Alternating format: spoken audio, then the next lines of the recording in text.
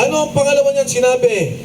Ang sabi niya, kami po ay nagdi-deliver ng pera kay Martin Romualdez. Mabuhay daw ang mga kapulisan. Mabuhay ang matitinong kasundaluhan. Mabuhay ang matitinong kapulisan. Pero ito mga kababayan, naaawa lamang po ako sa ating mga kasamahan na mga kapulisan na mababa ang kanilang tungkulin pa sa ngayon. Dahil sila ang umaharap at sumasalo ng galit ng mga ordinaryong Pilipino habang ang kanilang mga boss ay nasa loob ng opisina, naka-aircon at nakadayaper ng kaban ng bayan. At nakadayaper, putang inas, nakadayaper sa Malacanang at sumususo sa kaban ng bayan. Akala ko matanda na si Marcos, yun pala sumususo pa sa kaban naman ng bayan. Ngayon, tinuturuan niya na, tinitrain niya na ang kanyang Sandro Marcos na dapat bata ka pa lang, magaling ka na magnakaw sa kaban ng bayan. Yun lamang po, at ngayon, pakinggan natin ang boses ng ating kasamahan.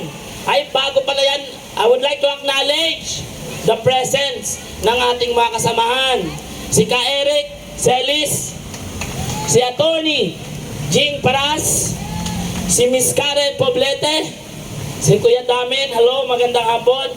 Ngayon naman pakinggan po natin ang boses ng ating kasamahan. Walang iba kung hindi si Mike Defensor.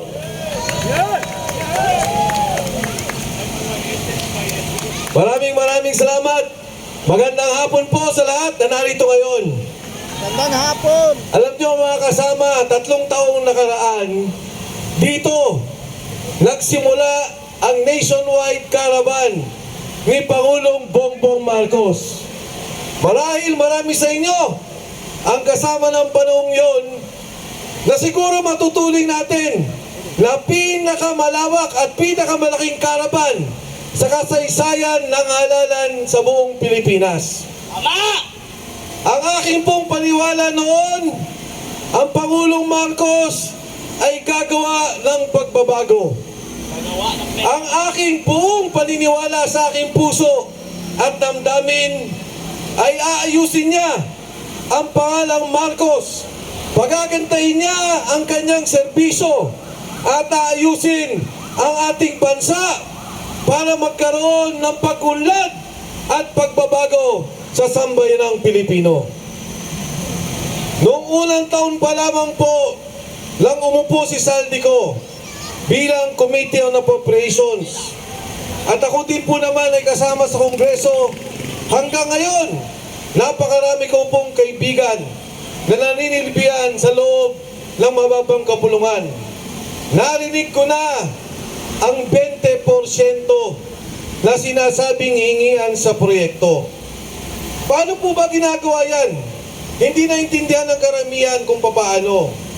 Alam nyo ho, pag nagsumite ng pondo ang Pangulo ng Republika ng Pilipinas matapos ang SONA, yan po ay pupunta sa Committee on Appropriations. Doon nakalagay, pagpalagay na po natin, 6 na trilyong piso. Makikita, bawat distrito, makikita ko ano ang gagawin ng proyekto. Matapos yan, gagawa na sila ng pondong sarili. Yan po yung tinatawag sa ngayon na unprogrammed funds. Maglalagay sila ng bilyong-bilyong piso, daang bilyong piso. At doon sasabihin, magkano ang gusto mo sa iyong distrito na dagdag mula sa isinumating pondo. Doon naghihingian na ng 20%. Kalat na kalat sa buong Kongreso. Sino po ang naglagay kay Saldico? Si Speaker Martin Romualdez. At sabi nga po nila, noong unang taon ng pondo na ginamit na pinamimigay magmula sa perang binubulsa nila at perang inaabot sa bawat congressman. Wala pong iba nagsabi kundi si Toby Chanco, nakamag-anakan ng presidente. Ang sabi niya, ginamit ang pondo, ang pagbibigay ng proyekto para i-impeach ang Vice President Sara Duterte. Hindi dahil sa pagkakamali, hindi dahil sa prinsipyo, hindi dahil sa pininiwala ng korupsyon, kung hindi nabili ang bawat miyembro ng Kongreso para pirmahan ang impeachment na yun. That's my free! That's my free! Ngayon pumunta tayo kung bakit ako nasama sa isyong to. Ang katotohanan ayoko nang tumakbo. Sinabi ko na yan nung ako'y tumayo sa EDSA noong nakaraan. Inimbitahan ako ng sagip, pinapatakbo ko sa isang distrito. Ang sabi, wala ka ng kalaban. Ang sabi ko, ayoko muna. Gusto ko sa pribado at maghanap buhay. At ayoko na ang pera pinapakain sa aking pamilya, ang pondong iniipon ko ay galing sa nakaw at pondo ng sambayanang Pilipino. Lumapit si Sergeant Contesa. Ano ang sabi niya sa akin? Sir, kami po ang nagdi-deliver ng pera. Nagulat po ako. Sabi ko, totoo ba yan, Sarge? Opo. Ang pinakamalaking nakita kong delivery, 46 na maleta.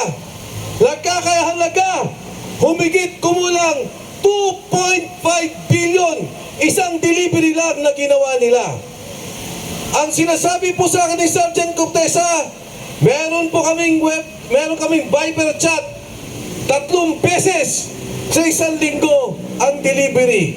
Ban-ban po kami 2, 3, 5 kung ilan ang kailangan para mag-deliver ng pera. Ano ang pangalawa niyang sinabi? Ang sabi niya, kami po ay nagdi-deliver ng pera kay Martin Romualdez. Nagulat po ako nang sabihin niya yun. At hindi ko maintindihan. Dahil ang sabi sa akin ni Sergeant Contesa, inaakyat po namin ang mga maleta sa bahay ni Saldico sa may Horizon at binababa muli namin. Sabi ko dun sa 45, ilan ang binaba ninyo? 35 ang binaba po namin. Sabi ko, Sarge, parang ang hirap naman noon. Inaakyat nyo pa ang maleta, pagkatapos ibinababa nyo muli, isinasakay ninyo. Sabi niya, sir, hindi ko rin po alam kung bakit. Ang sinabi pa niya, na hindi pa ho na sinabi sa komite, sir, nagulat ako. Yung Department of Health, pinahinto nila, 0 budget, dahil ayaw daw makisama nung departamento, nung kalihim ng Department of Health. Pero matapos po nun, nung nag-usap-usap sila, muling ibinalik ang pondo at dinagdagan pa. Kwento po yan ni Contesa. At sigurado ako, sa kwentong yan, may anomalya sa Department of Health na hindi pa natin nakikita. Lahat mayroon! Mga kasama, ng panahong yun, ang panawagan ko, imbestigahan si Martin Romualdez. Dapat! Dapat tingnan yung 90 kasama ni Contesa at yung 2 taong sinabi ni Alcantara na alalay ni Saldico, si Paul Estrada at si Mark Texay, 90 na mga sundalo, walang pinatawag kahit isa.